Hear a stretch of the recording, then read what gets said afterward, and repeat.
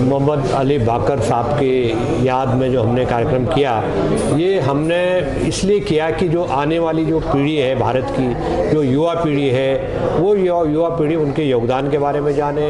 उन्होंने देश के लिए, देश की एकता के लिए, देश की आज़ादी का कितना बड़ा दीवाना मोहम्मद अली बाकर थे कि उन्होंने इस तरह से कहा, कि इस तरह से किया और इस तरह से लिखा कि उस जो देश के जो गुलाम भारत को बनाए हुए थे ब्रिटिशर्स, अंग्रेज़, उनको लगा कि ये सबसे बड़ा खतरा है। तो उनकी जो लेखन था, उनकी जो राइटिंग थी, उनके जो जज्बात थे, और वो इन्फॉर्मेशन दे करके समाज को, देश के लोगों को, देश के सिटीजन को ब्रिटिशर्स के खिलाफ ऑर्गेनाइज कर रहे थे, संगठित कर रहे थे। मुझे लग रहा है कि उनका जो योगदान है, वो योगदान की मिसाल नहीं मिलती है। उन्होंने जो जिस तरह से उनको मारा गया, वो जिस क्रूरता से मारा गया, वो आने वाली हमारे जो भारत की जो युवा जनरेशन है, पीढ़ी है, उसको प्रेरणा लेगी, वो उसको उत्साह बढ़ाएगी कि देखिए जर्नलिज्म की रक्षा के लिए उन्होंने कितनी बड़ी कुर्बानी दी। क्या प्रेस क्लब की तरफ से अवार्ड की शुरुआत? देखिए, प्रेस क्लब की तरफ से अवार्ड की घोषणा ऑलरेडी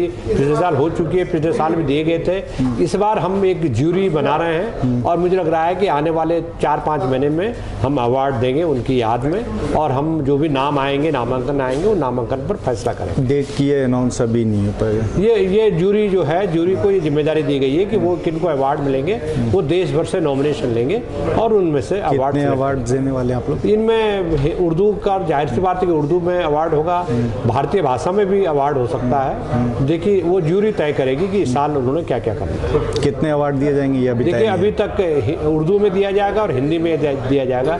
पिछले साल हमने इंग्लिश में दिया था और उर्दू में दिया था। ज्यूरी कितने लोगों की होगी?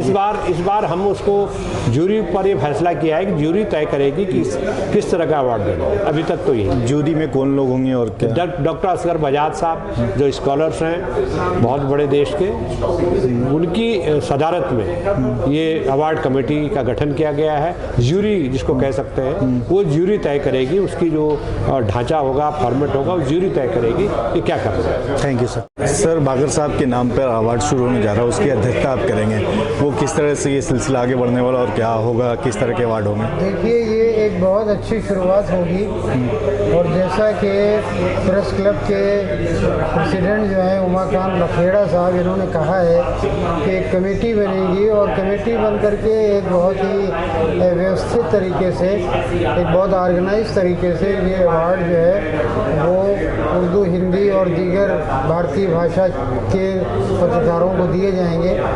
और मेरे ख्याल से ये एक बड़ा अच्छा इनकरेजमेंट होगा उन पत्रकारों के लिए जो ज़मीनी पत्रकारिता करते हैं, जो जनहित में पत्रकारिता करते हैं, जो मौलिक अधिकारों के लिए, फंडामेंटल राइट्स के लिए जो पत्रकारिता करते हैं, जो डेवलपमेंट जर्नलिज्म करते हैं, उन सब के लिए ये अवार्ड जो हैं वो बहुत इम्पोर्टेंट होंगे। और ये अवार्ड उनको इंकरेज करेंगे और उनके काम को ज़्यादा लोग देखना, सुनना और पढ़ना चाहेंगे।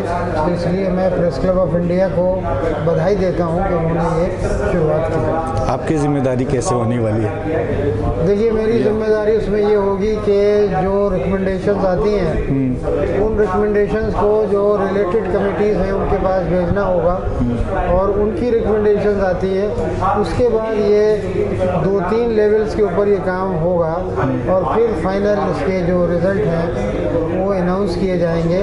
तो इसमें पूरी ट्रांसपेरेंसी होगी, पारदर्शिता होगी, देखोगी कि ये क्या प्रोसेस थी, कैसे हुआ, क्या काम हुआ, किस आधार पर हुआ, ये सब बताया गया।